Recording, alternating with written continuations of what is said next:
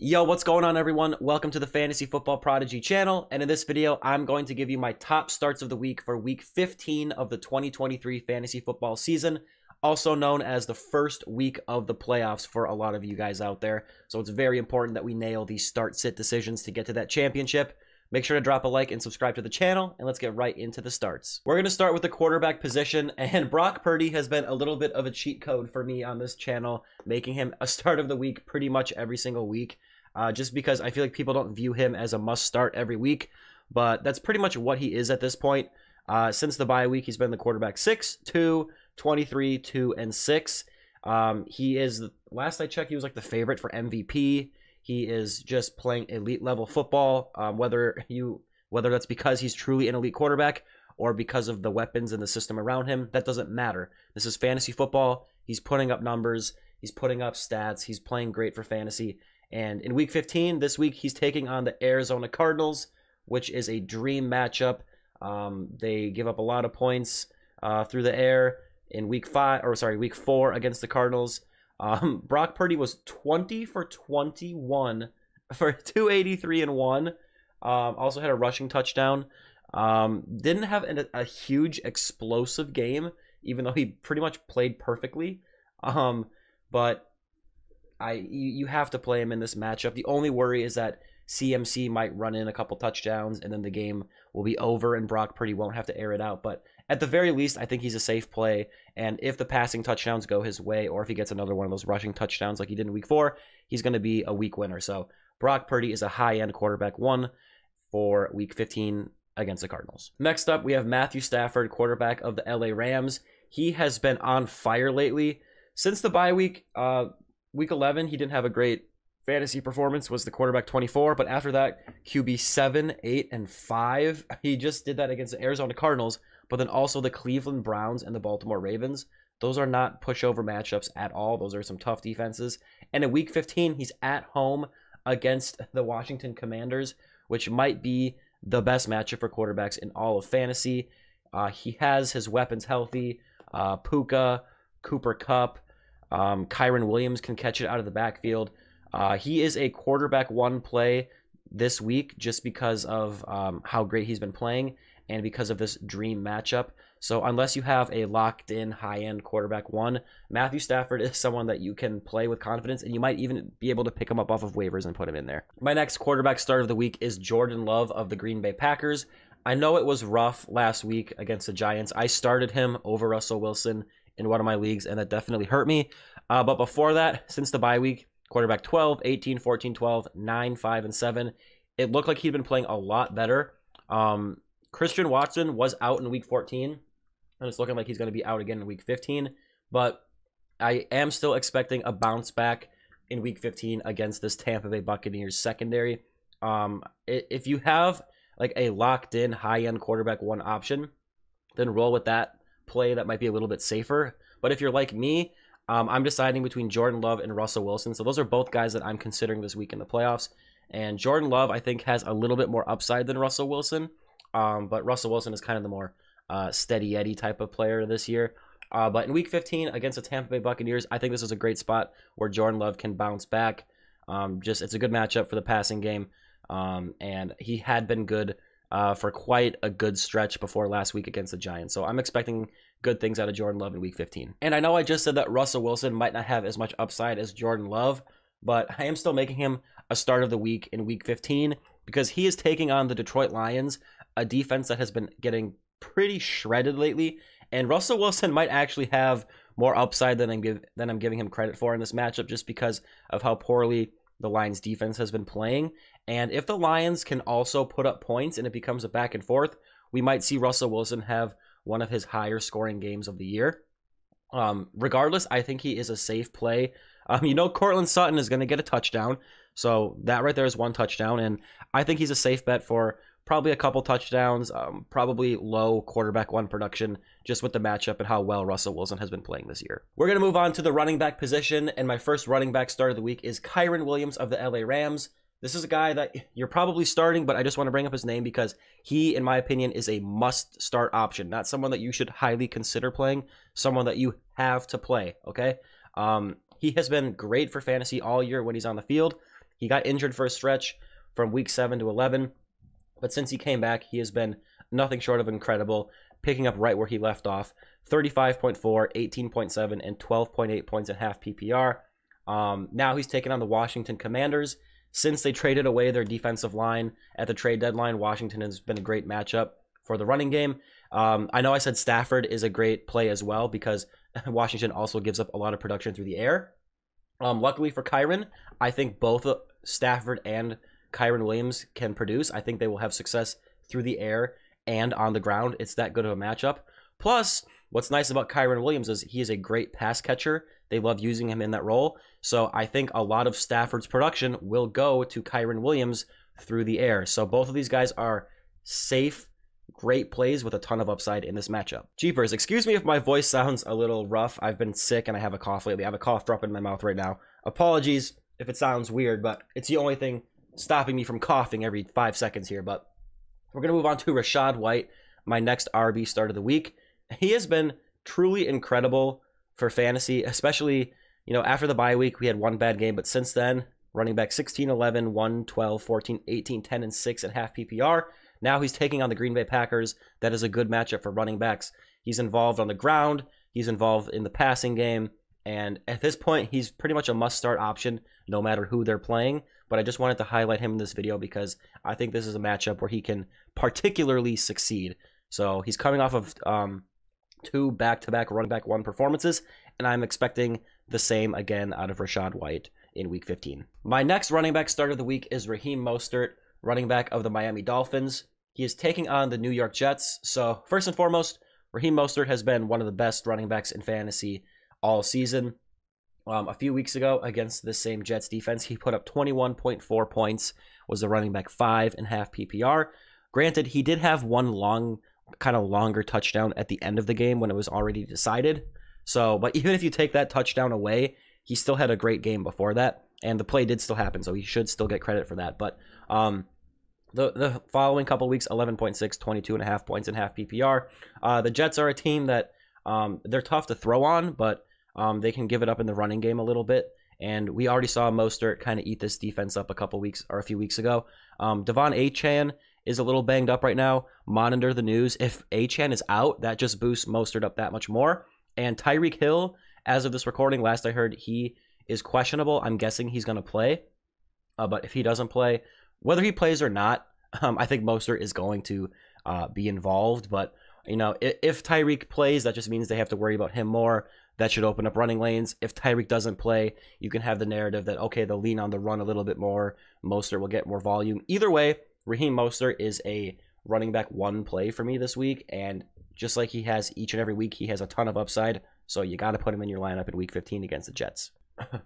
My goodness, man. My eyes. Guys, look at this. Literally, look at this. My eyes they're literally watering because I'm coughing so much between each player.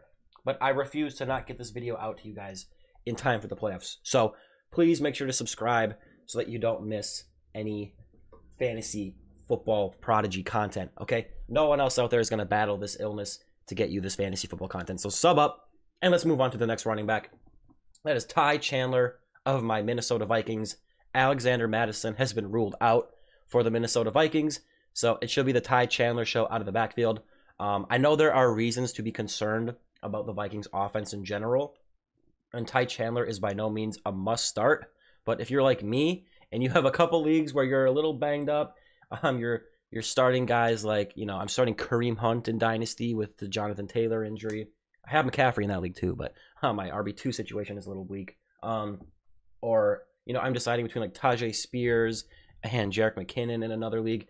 Chandler is someone where I wish I had that kind of option because his volume should be very secure with no Alexander Mattison. And against the Bengals, it's a matchup where they can give it up on the ground a little bit. So I know that there are some offensive concerns as a team, but if you are desperate at running back, I think Chandler is a nice running back 2 flex play that you can put out there. And I just want to highlight him because he's getting a bump in opportunity due to that Madison injury. Oh, my God. Oh, God. We're going to move on to wide receiver, and I'm going to start with a duo of receivers that I want to talk about. And I don't know if I'm allowed to talk about Cooper Kupp as a start of the week, just because coming into the season and all of last year, that would be like saying Christian McCaffrey or Travis Kelce as a start of the week. It's like, okay, bro, duh. Like, you're going to play him against anybody every week. But, you know, he missed the first few games with injury, came back and was good. But 1, 2, 3, he had 5 games in a row where he really wasn't that good for fantasy. And even that next game, he just got in the end zone to finish as a wide receiver 2. But last week, he put it together, had a good game against the Baltimore Ravens, was a wide receiver 5 on the week in half PPR with 21.5 points. And I'm going to do it. I'm making him a start of the week because he, at least lately this year, is no longer that must-start option that is going to win you a week pretty much every week. Like, he had that historic year where every week he was money. In week 15, he's taking on the Washington Commanders for all the reasons that I like Stafford. I love Cooper Kupp.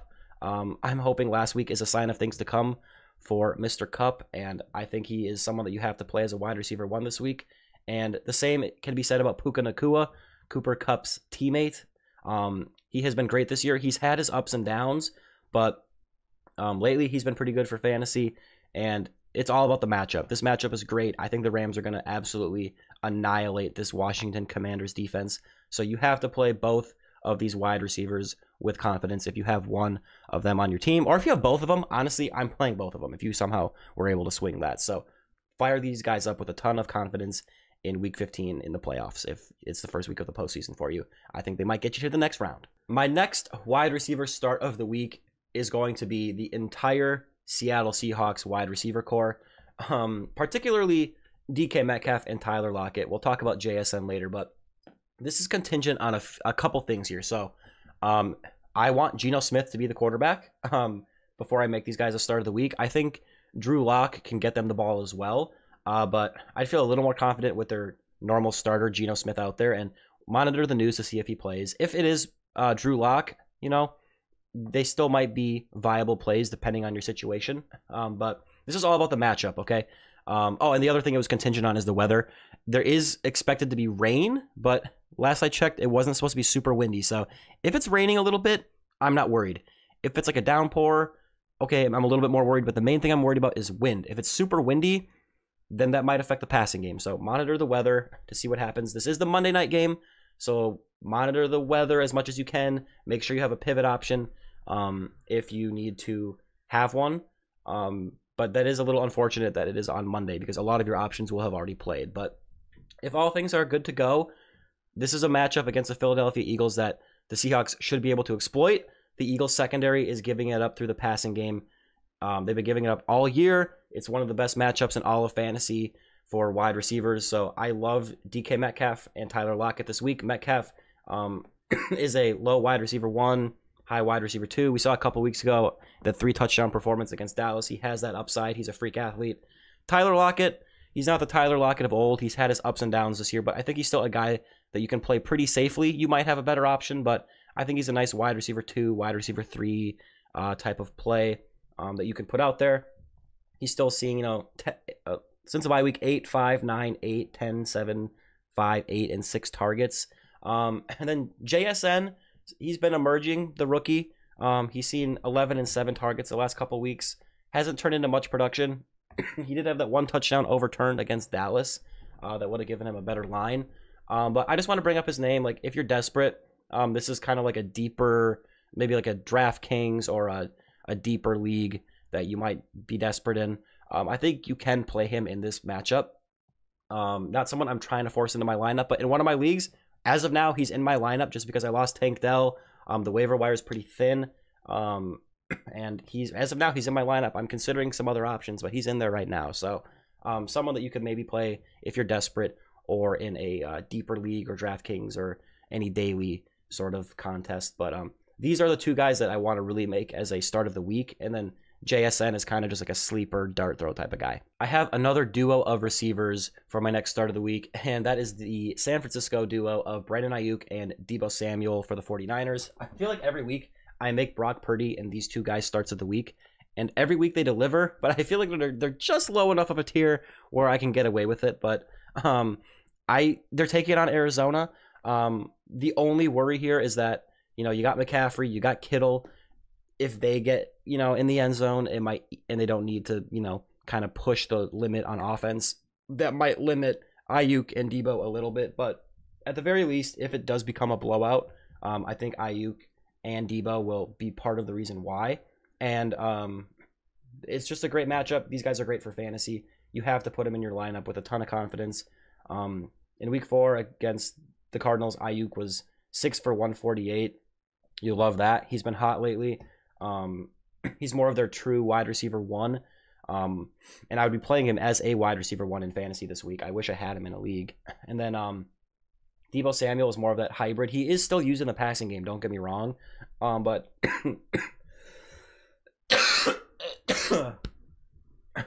oh, excuse me, cough attack. I'm so sick. I am so sick. Anyways, where was I? But Deebo Samuel is used as more of like a Swiss Army knife, can be used on the ground, through the air. He just gets it done for fantasy. He's a beast. I traded him away straight up for Chase Claypool in Dynasty years ago, and I probably would have won a championship if I hadn't made that move and a series of other bad moves. But anyways, I like them both for fantasy this week in the playoffs. Let's go, Deebo. Let's go, Brandon. Revenge game. Start DeAndre Hopkins this week as a wide receiver 2. Taking on the Houston Texans, coming off a big game against the Dolphins. Hopkins has not been bad for fantasy this year. He's had his ups and downs. My only worry here against Houston without CJ Stroud is that this becomes the Derrick Henry show. But I don't know if the Titans are good enough to really run away with it, and they might have to air it out a little bit. And when Will Levis is throwing the ball, he's looking DeAndre Hopkins' way. And Hopkins strikes me as the type of player who wants to get his revenge. He wants to let, the Houston Texans know they should have never let him go, right? So in Week 15 against the Houston Texans, I think DeAndre Hopkins is a solid wide receiver 2 play, should see targets, and when he gets targeted, he usually catches them because he's a freak of nature. So fire him up with confidence as a wide receiver 2 in Week 15 in a revenge game against the Texans. And then my last wide receiver start of the week is a little bit more of a deeper option, but with likely no Christian Watson for the Green Bay Packers. I like Jordan Love, and he's going to have to get the ball to someone, and I think Jayden Reed would be the player that I am most wanting to play in that receiving core. He's coming off of a 10-target performance. It only turned into 8 for 27, but he also had 4 carries on the ground for 38 yards and a touchdown. He's sort of like Deebo Samuel light in a way, where he's actually seen pretty solid targets lately, and they will hand him some carries here and there. It seems like he's getting, 1 to 4 carries most of the time. There's a couple weeks where he didn't get a carry, but you just love that kind of baked in where he might get a handoff or 2 here and there. And against the Tampa Bay Buccaneers, it's a good matchup in the secondary. So I think in the passing game alone, if you're looking for kind of a deeper option, I like Jayden Reed as kind of like a wide receiver 3 flex type of play. And he's coming off a 16.5 point half PPR performance, so you can do a lot worse than putting him in your lineup this week. We're going to move on to tight end, and my first start of the week is Sam LaPorta of the Detroit Lions. He is having a fantastic rookie season. He still has the occasional dud week, but pretty much every tight end, even Kelsey this year, will have a dud week here and there. It's just the nature of the position. Wide receivers as well, they'll just have dud games here and there. That's just kind of how it works with the passing game. It's different with running backs. You hand them the ball right here. When you're throwing the ball down the field, things can happen, right? But as far as the tight end position goes, there are very few players I would rather start over LaPorta this week. I know he's coming off of a bad performance, but like I said, every tight end has the risk of doing that. But what they don't have is what LaPorta has in week-winning upside. Just looking at his weekly finishes, I'm seeing 8, 1, 3, 6, 3, and 1 in there. You love that for fantasy. In the playoffs, you need to separate yourself from your opponent. LaPorta is a guy who can, put a couple touchdowns together or get some high receiving yardage, get a lot of receptions, do something to give you an actual leg up on your opponent at that tight end position. And in Week 15, taking on Vance Joseph and the Denver Broncos defense. The Broncos have been playing better, but they do give up production to the tight end position. So at home, I do think Sam LaPorta will have himself a nice little game here against the Denver Broncos. He's a high-end tight end 1 that I am playing with a lot of confidence in Week 15 against the Broncos. My next tight end start of the week is a guy who's been turning it up lately, and that's David Njoku of the Cleveland Browns. I did draft him in one league this year, ended up dropping him because he started so slow, but he's been hot lately. He's coming off of a game where I believe that was his first 2-touchdown game of his career, which makes sense because I played against him in Dynasty. I lost by like 5 points. I also lost because I played Tua over Trevor Lawrence. Lost because of that. Obviously, I should have played Lawrence against Baltimore instead of Tua against the Titans. What was I thinking? And I had played the Chargers defense over the Bears and lost because of that. But anyways, I still snuck into the playoffs. I don't know. I'm going off on a weird tangent here, but I'm just frustrated. Anyways, he's coming off a 24.1 point performance. I don't think we're going to see that crazy of a game again, especially because I don't think this game is going to be super high scoring against the Chicago Bears. But I still like him as a tight end 1, just because the Bears, they can give up production to the tight end position. And Njoku, he's just been seeing a lot of involvement lately. It doesn't always amount to a ton of production, but unless you have one of those higher end guys like a Kelsey or a LaPorta, Njoku is someone that you can definitely turn to for solid production. And last week we saw him flash a little bit of upside, so we love that. I like him as a kind of mid to low tight end 1 play this week against the Chicago Bears. And then my next tight end start of the week is a very deep option, okay? So if this guy ends up getting, like, you know, if he's not a week winner, but he gets you solid production, that's a win for me, okay? Like, I'm not saying you're starting him over, like, a solid option, but if you are desperate, Logan Thomas is someone that you can play this week. Not someone I really want to play, but if I'm desperate, if the waiver wire is very bare, you're in a deep league, he's taken on the Rams. That's a great matchup for tight ends. We just saw Isaiah Likely have a big game against them, and I love the Los Angeles Rams offensive weapons, which means they're going to put up points, which means Sam Howell is going to have to air this thing out. I think Logan Thomas is a safe bet for about 4 or 5 plus targets, should get a handful of receptions. If one happens to go to the end zone, that's amazing. But what you're really banking on is, you know, like 40 to 60 yards. If you can get that, I think you'll be pretty happy with Logan Thomas as kind of like a streaming tight end option this week.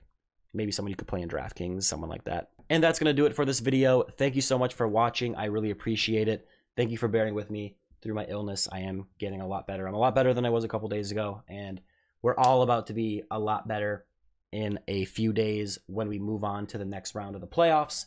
Thanks for watching as always. Much appreciated. Make sure to drop a like and subscribe to the channel, and I'll talk to you guys later. Peace out.